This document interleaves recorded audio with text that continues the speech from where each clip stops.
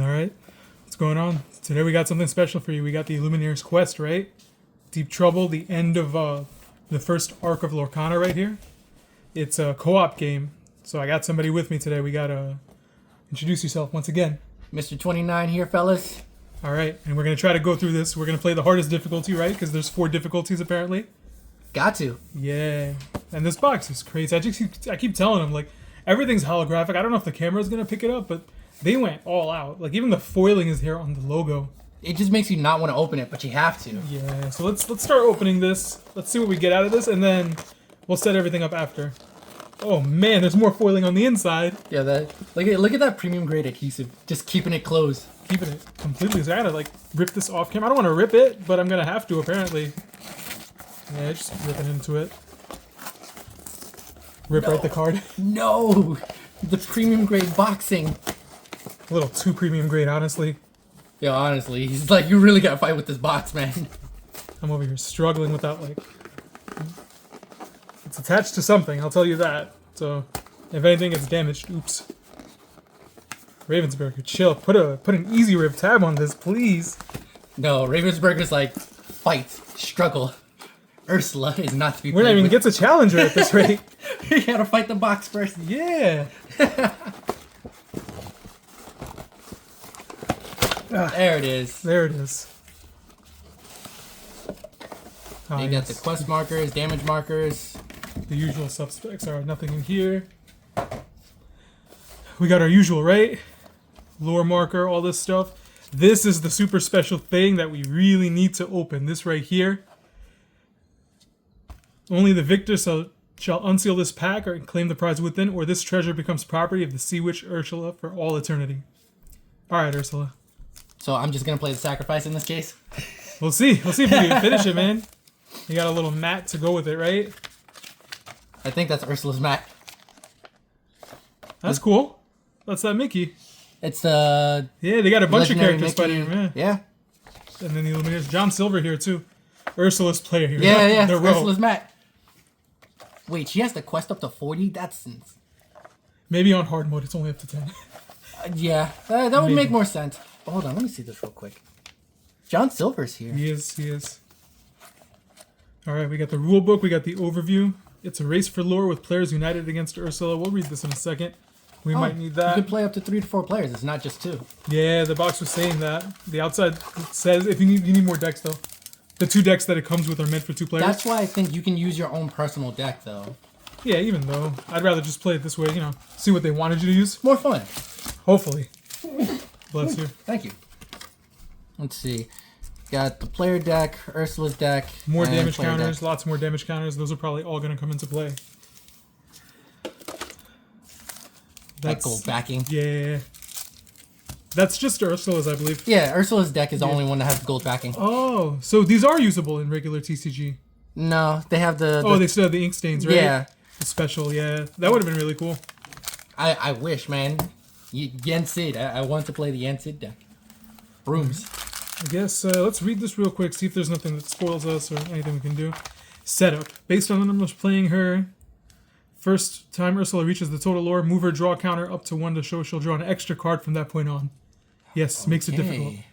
She gains each bonus only once, and even keeps it if her lore falls below that. So even if you burn her somehow, player 1. 2 players, Ursula draws 2 cards every turn. At 10 and 30 lore, draw 1 or more cards. Okay. Interesting. Choose a battleground and place it where everyone can see it. If your battleground has Ursula, draw an additional card each turn. Oh no. So she just comes on there. Be sure to move up to her draw counter. Play it easy or normal difficulty for your first few games so you have a chance to get used to the rules. No. In Ursula's scenario deck, find the Ursula Stolen Trident card and place it face up in her play arena as the first card in the row. Then shuffle her deck and place it face down in the marked spot on her playmat. Okay. Cool. Place the lore tracker at 0 for 1 playmat, 1 for Ursula and 1 for each player facing her. We have our separate lore. Each player shuffles their deck and draws cards as normal. Altering hands is allowed, but the Sea Witch doesn't bother. Oh no. Ursula takes the first turn, no matter what. She isn't one to sit around on her tentacles. Unlike a standard game, she draws on her first turn. Okay. Yeah, too much power. Alright, 4 increasing difficulties. Encounter, Dark Realm, The Lair, and Infinite Wrath. Each battleground has one or more abilities the players can use on their turn by playing the list lore cost. We're paying lore to do abilities. Oh no. To do this, a player reduces their lore by the total amount. Each ability can only use once per turn. The hard and extremes have special rules for Ursula. Oh boy, here we go. The hard battleground gives her an extra card draw every turn, and the extreme one, well, it's extreme, so don't say we didn't warn you. They didn't even say. Think you're ready to try the extreme?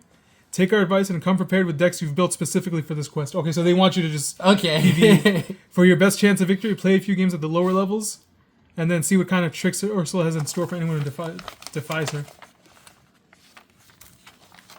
Okay. Ursula's turn. Ready all of her cards. Set phase. Resolve the row. Resolve the row of characters and items Ursula has in play from left to right. If the character can quest, they do. Exert them as usual. If the character can't quest and reckless, they challenge. The players choose a character of theirs that can be challenged as defender. Oh no. Draw. One at a time, Ursula draws the number of cards indicated by her draw counter. Don't reveal these yet. Place them face down in a pile next to her deck. This is her hand. Any card that's returned to her hand goes into this pile. Reveal. One at a time, Ursula reveals and acts on every card at her hand. Oh man. After finishing with each one, move on to the next one until she has no cards left in. So you're telling me she just gets to play cards for free? No inkwell, nothing? No, dude. Oh, okay, now there you go. Turn the card over, reveal it, and then check the amount of ink in her inkwell. Ursula doesn't have to pay ink to pay cards, yeah. She just has to have... She is the inkwell. She just has to have the ink. If Ursula has enough ink in her inkwell to play the revealed card, she does so for free. If the card is an item or a character, place it where it's supposed to be. If she doesn't have enough ink, put the card in her inkwell face down. That's the RNG. So, if hopefully she opens up with like a 5-drop, and then it just goes into her inkwell. If she ever runs out of cards, the next time she must draw... Shuffle the cards in her discard to make her new deck she doesn't deck out. Oh, no. Place it in a designated spot. Ursula rules. She doesn't pay ink to play cards. You only check to see the amount of ink that she would play. If she doesn't, that card... Oh, that's crazy. So you have a 5, 6, 3. Mm-hmm. You go place the 5 down, place the 6 down into the inkwell, place the 3 down. Yeah. And then she just keeps playing with her hand. If a card is returned to Ursula's hand, it stays there until the revealed step and is revealed. Okay. Any effects that require Ursula to make a choice, the players make that choice together and resolve it as she's done it. Okay, all players think it's up at the same time. Oh, our turns happen simultaneously. Okay. You and I would be drawing at the same... Alright, tip. An effect on one of your cards refers to player can be used on Ursula. Cool. We all know these the regular things. Basics of your turn. Turn order, the usual. Challenging, the usual. Questing, winning. You win when every player has 20 or more lore against Ursula. Oh no. Ursula wins when she has 40 or more, or when any player facing her must draw cards but decks out, basically. Oh god. Interesting. So that's what we're going up against. I'm terrified. Alright, I guess we can go through the decks we get to use for this real quick. Maybe we won't play on the hardest difficulty at once, right? We'll see. We'll see, right? We got to do at least one test game. What do we got? We got a nice little Hollow Piglet and Mulan. Oh, Hades is going up against her. Cobra, Bubbles. Bringing it back. The homie The Cobra. same Hades. Hey. Mulan. So it's a yellow-red deck. That's cool. Special art for this Piglet too, right? Because they have the blue. Yeah. Wow. Minnie, some Rapunzels. Rollies. Yeah, Bruno's Return. This deck ain't too... It's looking tough, right? That's what it's looking like. It's looking very... I'm gonna get Will stomped Maui. He transformed.